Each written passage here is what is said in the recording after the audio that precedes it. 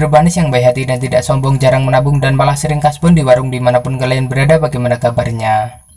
Lagi dan lagi saya masih terjebak di sini karena tuntutan cicilan yang masih menumpuk. Tidak masalah dapat banyak cacian, yang penting bisa berkembang. Dan kali ini saya akan mengalujakan sebuah lucu cerita film yang berjudul The Mechanic, dirilis pada tahun 2011 dan berhasil mendapatkan rating sebesar 6,5 di IMDb. Di mana film ini dibintangi oleh teman kuliah saya waktu di Universitas Debus Internasional yang tiada lain adalah Kakang Jason Statham. Kisah akan berfokus pada seorang laki-laki yang bernama Arthur Bishop yang merupakan seorang pembunuh bayaran yang berdedikasi tinggi dan sangat berdikari. Di awal film, Arthur mendapatkan sebuah misi untuk membunuh seorang kartel narkoba yang paling berkuasa di wilayahnya. Meskipun dikelilingi hansip yang sangat banyak, tapi Arthur dapat dengan mudah membunuh targetnya tersebut. Dan dia juga tidak meninggalkan jejak sedikit pun, sehingga orang-orang akan mengira bahwa dia mati karena nasibnya.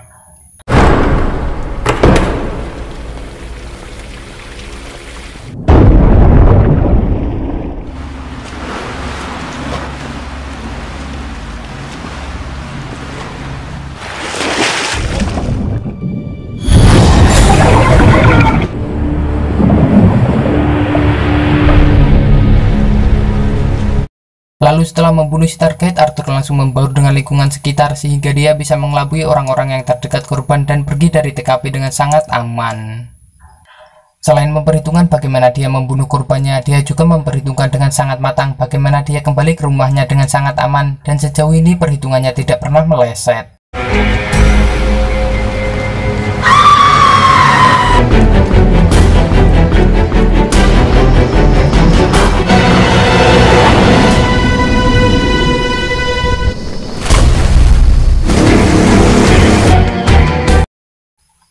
Lanjut, setelah berhasil membunuh korbannya, Arthur pun pulang ke rumahnya yang terletak di sisi danau tengah hutan, dan di tempat inilah dia menggali informasi tentang targetnya dan menyusun rencana yang sangat sempurna untuk membunuh targetnya tersebut.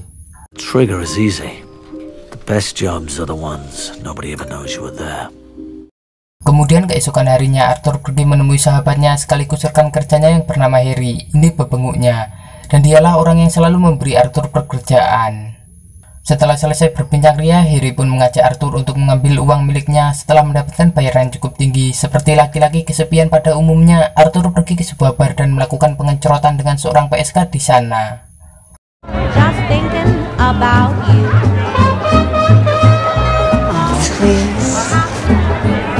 Why don't you love? Meskipun Arthur seorang pembunuh berdarah dingin, dia selalu taat terhadap peraturan dan membayar dengan tarif yang cukup tinggi plus bonus untuk wanita ahli lendir tersebut. Nice try. But you're no Arthur. No. Singkat cerita, Arthur sudah kembali lagi ke pondoknya sembari melihat misi yang selanjutnya. Namun betapa terkejutnya dia ketika melihat biodata Harry yang akan menjadi target selanjutnya yang harus dia bunuh. Karena takut terjadi kesalahan teknis, akhirnya Arthur meminta agar pimpinan perusahaan bersedia meluangkan waktunya untuk bertemu dengan dirinya.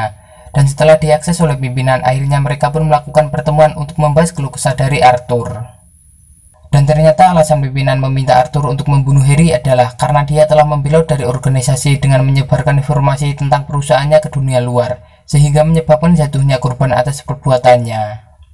Pimpinan pun memperlihatkan data keluar masuknya uang yang telah diterima Harry dalam jumlah yang sangat fantastis. Kemudian pimpinan tersebut juga mengatakan kepada Arthur bahwa dia akan memberikan dua pilihan kepada Harry. Apakah dia akan mati dengan damai di tangan Arthur atau mati dengan penuh kesakitan di tangan pembunuh bayaran yang lain. Karena Arthur sangat menyayangi Harry, dia memutuskan untuk membunuhnya agar Harry tidak merasakan penderitaan yang sangat-sangat panjang.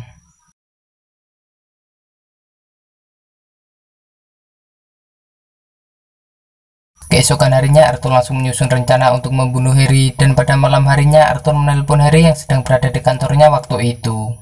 Kemudian Arthur menyuruh Harry untuk pergi ke parkiran sendiri dan meyakinkan Harry bahwa dia sedang dalam bahaya. Lobby. On my way.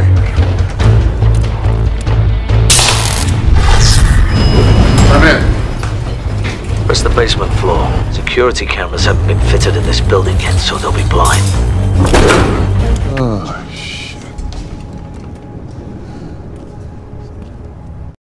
Namun betapa terkejutnya Harry ketika melihat Arthur yang akan membunuhnya. Meski sempat ada sedikit drama di antara mereka berdua, Harry benar-benar ikhlas dan ridho dunia akhirat jika orang yang membunuhnya adalah Arthur.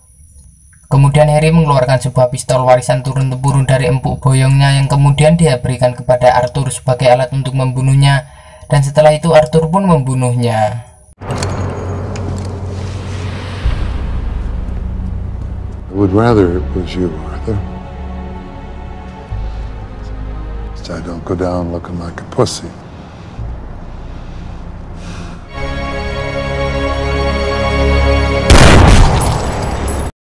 Hari-hari pun dia lalui dengan rasa bersalah yang menyelimuti. Saat mengunjungi makam sahabatnya itu, Arthur bertemu dengan Steve yang tiada lain adalah anak dari Harry.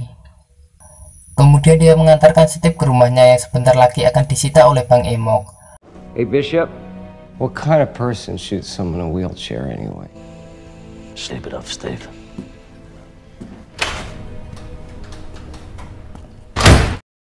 Beberapa hari kemudian Steve pergi menemui Arthur untuk meminta pekerjaan. Meski sempat menolak, Arthur akhirnya mengajaknya untuk bekerja sama.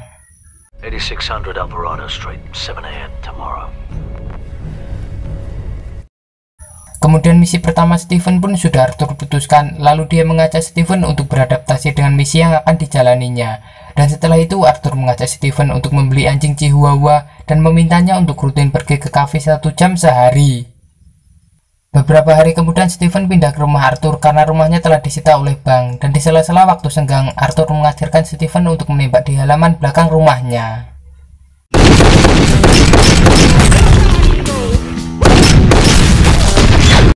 Arthur juga memberikan Stephen sebuah buku tentang bagian dalam tubuh agar dia lebih mengenal bagian tubuh mana yang bisa membuat seseorang cepat mati. Kemudian Arthur mengajak Stephen untuk pergi membunuh salah satu penjual senjata ilegal sebagai salah satu contoh kecil tentang bagaimana cara membunuh dengan baik dan benar. Dan sesampainya di TKP, mereka berdua berpura-pura menjadi pelanggan dan Arthur dapat dengan mudah membunuh orang itu tanpa membuat keributan sedikit pun. Arthur juga sudah menyiapkan cara agar orang tersebut terlihat mati karena keinginannya tanpa curiga bahwa dia telah dibunuh. Me out of money.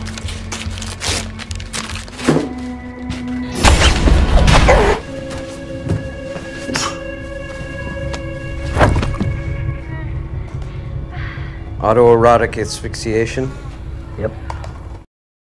Singkat cerita, akhirnya Arthur memberitahu Stephen tentang target yang akan dia bunuh. Dia adalah seorang pembunuh bayaran dari kelompok lain, dan ternyata orang tersebut merupakan orang yang sering ditemui di kafe tempat dia ngopi bersama anjing kecilnya itu. Kemudian alasan Arthur memberikan misi tersebut kepada Stephen adalah karena targetnya tersebut adalah seorang maho atau penikmat sesama batang. Alhasil Stephen merupakan sasaran empuk bagi pembunuh bayaran bertulang lunak tersebut.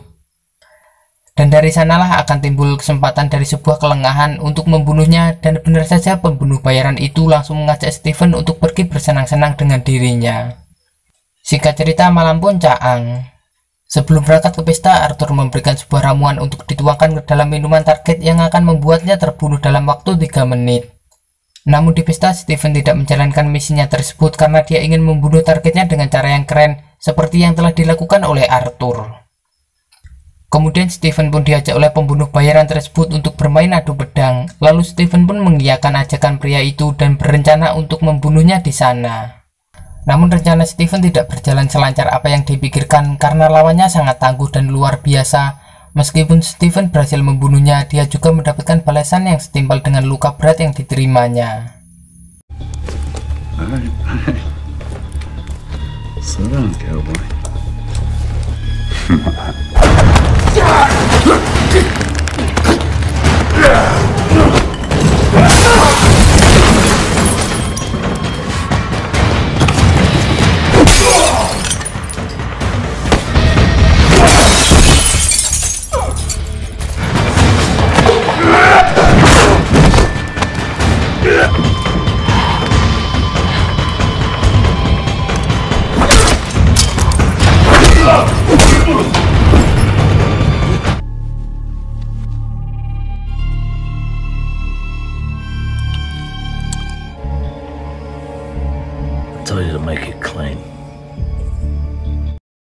Singkat cerita, setelah mendapatkan bayaran dari misi sebelumnya, Arthur kembali lagi mendapatkan sebuah misi untuk membunuh seorang nabi palsu.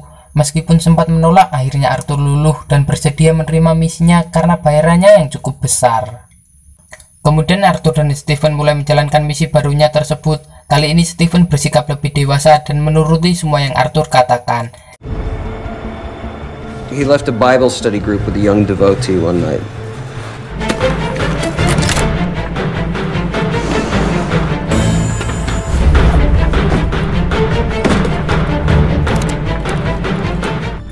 Bishop, I'm hungry.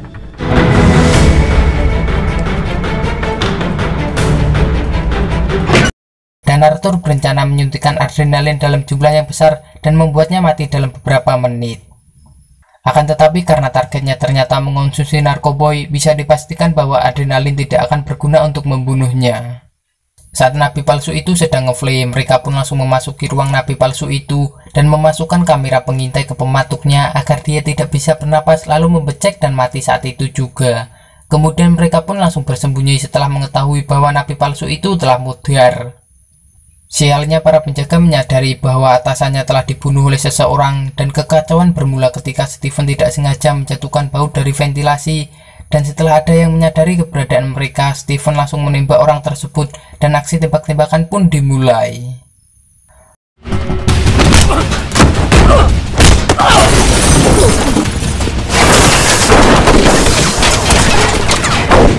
Follow him!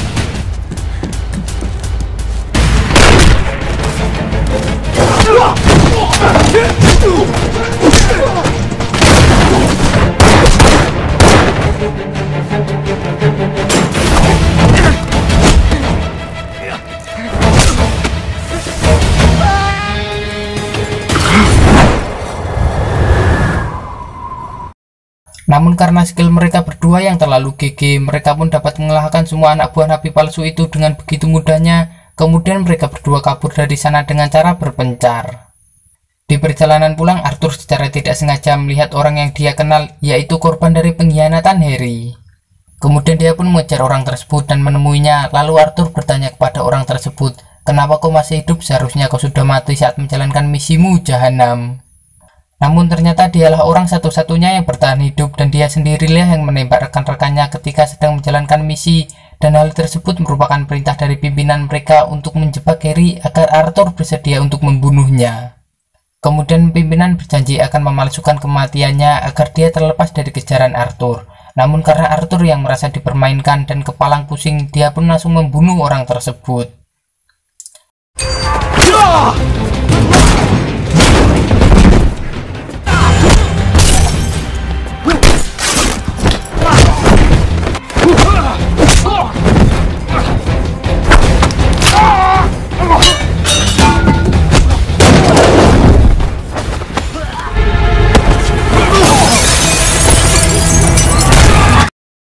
Setelah berhasil membunuh bawahan si pimpinan, Arthur pun pulang ke rumahnya, namun baru saja sampai di pelabuhan dia langsung disergap oleh anak buah pimpinannya sendiri. Namun bukan Arthur pamatok namanya jika dia tidak bisa membunuh mereka dengan sangat mudah, dan setelah berhasil membunuh orang-orang suruhan si pimpinan, dia langsung menelpon Stephen. Karena pastinya dia juga sudah dikepung oleh anak buah si pimpinan yang lain, dan dengan arahan Arthur, Stephen dapat dengan mudah membunuh mereka semua. I'm not a lefty. Die. I'll be there in 5. Singkat cerita, Arthur sudah berada di rumahnya dan mengajak Stephen untuk menyerang balik pimpinan mereka. Kemudian dia meminta Stephen untuk mengumpulkan senjata untuk melancarkan aksi tersebut. Namun sialnya ketika Stephen sedang mengumpulkan senjata, secara tidak sengaja dia menemukan pistol milik ayahnya, dan Stephen pun menyimpulkan bahwa Arthur lah yang telah membunuh ayahnya itu. Singkat cerita, mereka berdua berangkat menuju rumah bodyguard si pimpinan untuk menanyakan di mana dia berada. Namun karena dia tidak mengatakan lokasi pimpinan, akhirnya Arthur melakukan sedikit drama hingga akhirnya orang tersebut buka mulut. Wrist. Elbow. Jesus, John! Okay! 300 Kobe Plaza!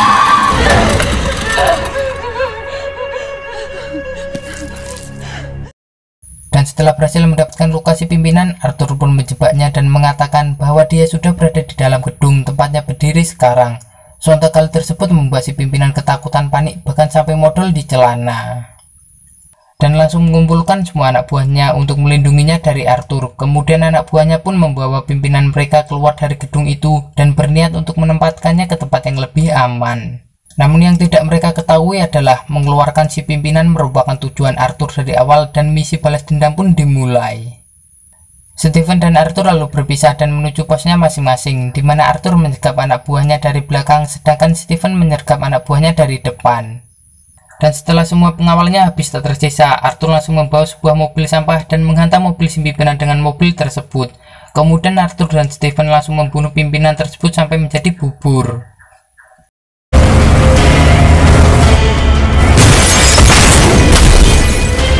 Fuck you.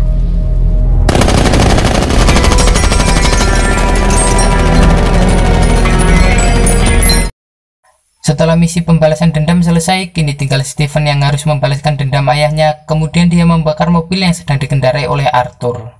Ketika mereka sedang mengisi bensin di pom mini, alhasil mobil itu meledak sehingga Steven menganggap bahwa Arthur sudah innalillahi.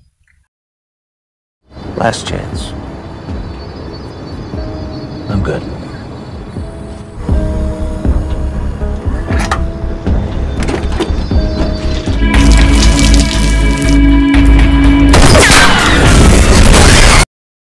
Lalu Steven pun pulang ke rumah Arthur dan melanggar setiap larangan yang telah ia larang di rumahnya. Karena Steven sudah merasa menang, maka dia tidak perlu lagi menuruti perintah dari Arthur.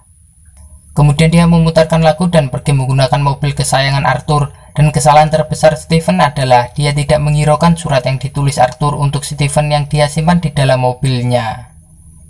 Di dalam surat itu tertulis, "Le, sampean moco iki, sampean modiar." Dan benar saja beberapa saat kemudian dari alat pemutar lagu, keluar sebuah api yang langsung membakar semua kediaman Arthur, dan mobil yang digunakan Steven langsung meledak saat itu juga.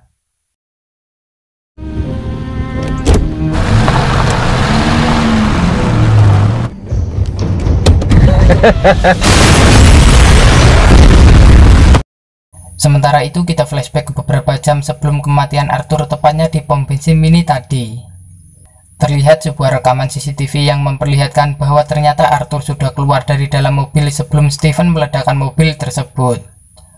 Dan film pun diakhiri dengan seorang Arthur yang berjalan dengan legeknya. Tamat, ending yang sangat mengarturkan.